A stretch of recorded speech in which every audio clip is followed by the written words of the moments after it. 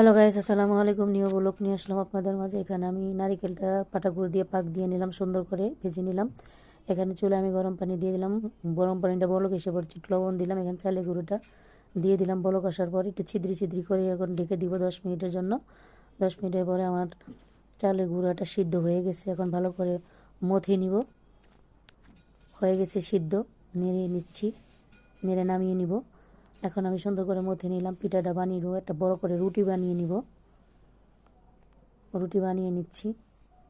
রুটিটা বেশি মোটাও হবে না, পাতলাও হবে না। এখন আমি কেটে নিচ্ছি ছুরি দিয়ে, একটু ডিজাইন করে নিলাম।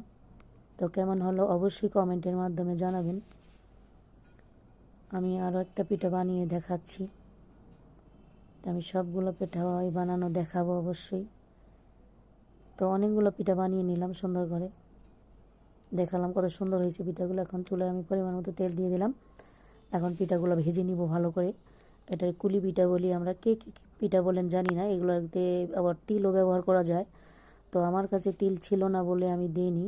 এভাবেও কিন্তু খেতে ভীষণ মজা, একদম মচমচা করে ভাজলে খেতে অনেক মজাদার একটা পিঠা। তো এভাবেই ভেজে নিলাম সবগুলো পিঠা। অবশ্যই কেমন হলো অবশ্যই জানাবেন। আর আমার ভিডিওটা যারা দেখে অবশ্যই ভালো লাগবে শেয়ার করে দিবেন, অবশ্যই লাইক দিয়ে দিবেন, ফলো দিবেন। আল্লাহ হাফেজ।